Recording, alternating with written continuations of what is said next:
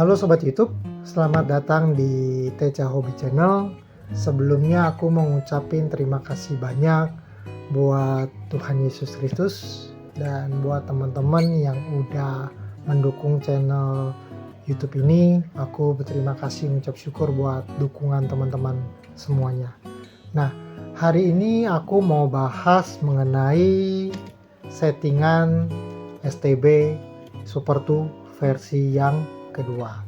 Jadi kalau teman-teman ingat sebelumnya di versi pertama aku sempat bahas settingan STB Super 2, tapi yang membedakan adalah akar di belakangnya. Nah, jadi kalau teman-teman lihat yang versi 1 itu akarnya seperti ini. Nah, jadi roller Scorpionnya itu yang versi 1 ada di bawah. Sedangkan roller yang muternya, yang Super 2-nya, bawaan kitnya itu ada di atas. Nah, jadi aku sempat coba di beberapa race, cuman sayangnya regulasi yang pakai settingan ini tuh tidak diperbolehkan. Jadi waktu itu aku sempat ngobrol sama teman-teman yang udah research dan udah coba Super 2 juga. Mereka menyarankan untuk memakai settingan yang seperti ini. Jadi settingan seperti ini adalah roller Scorpionnya ada di atas, roller bawaan Super 2-nya ada di bawah. Nah, yang membedakan adalah roller Scorpionnya ini itu nggak boleh muter. Kenapa nggak boleh muter? Karena dianggap sebagai stabilizer. Jadi stabilizer itu nggak boleh muter, makanya di sini harus dimatiin. Nah, sedikit tips saja kalau teman-teman buat akar seperti ini. Yang pertama teman-teman harus lakukan, teman-teman pakai baut STB untuk bikin yang di bawah dulu. Jadi usahakan bikin yang di bawah dulu. Nah, untuk bautnya nggak usah semuanya masuk. Kalau teman-teman lihat ini ada jaraknya. Nah, jangan lupa dikasih washer ya di sini ya. Jadi sebenarnya ini fungsinya kalau dilihat hampir sama, jadi kayak damper nih, demperan lah. Nah, jadi teman-teman pasang ini dulu, baru roller Scorpionnya dipasang di atas pakai baut biasa. Jangan lupa miringin ke sini.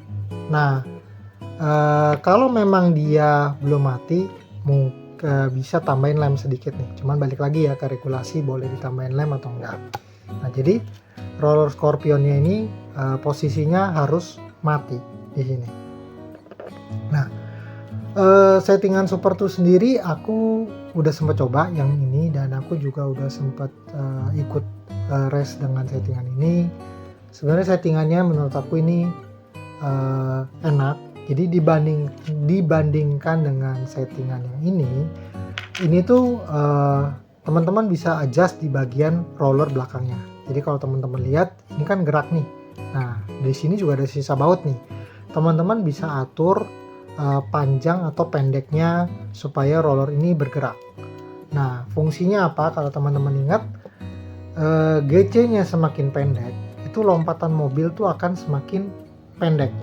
Nah, cuman permasalahan yang aku lihat, kalau ini dipendekin, mobil tuh kadang-kadang cenderung lompatnya kadang-kadang suka begini nih.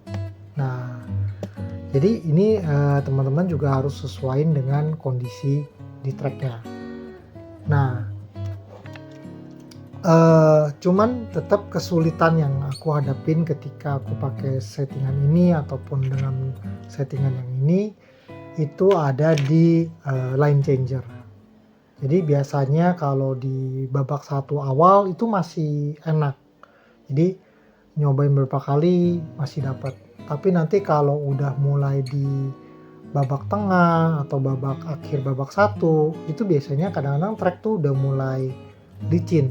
Nah, kalau udah mulai licin itu biasanya IC-nya tuh udah mulai susah tuh. Jadi mobilnya udah keluar track ataupun udah mulai tergelincir.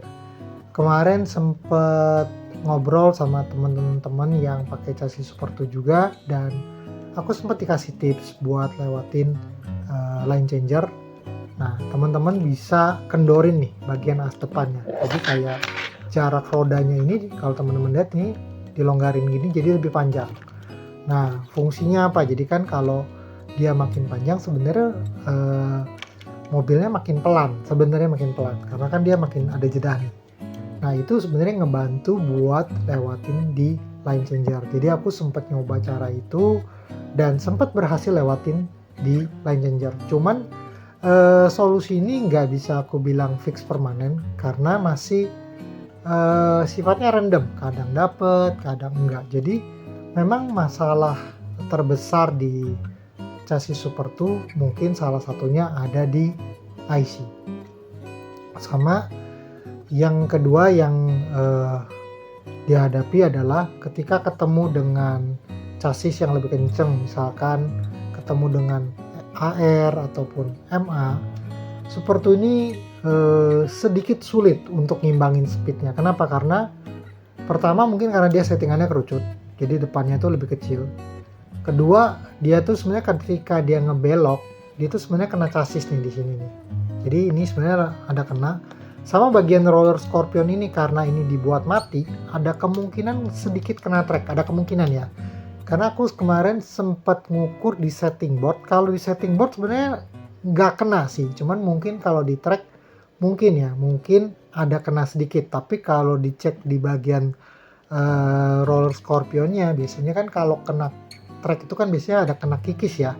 Kalau aku lihat sih sebenarnya di sini nggak ada nih, jadi bisa jadi nggak kena juga. Tapi challenge-nya adalah ketika di air tuh misalkan pakai gear hijau biru atau gear 51, untuk chassis Super 2 tuh kadang-kadang buat ngimbangin kita mesti pakai gear super speed misalkan.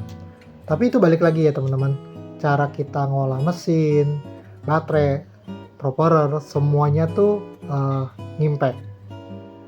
Tapi kalau ditanya apakah chassis Super 2 masih bisa bersaing, menurut aku masih bisa bersaing banget.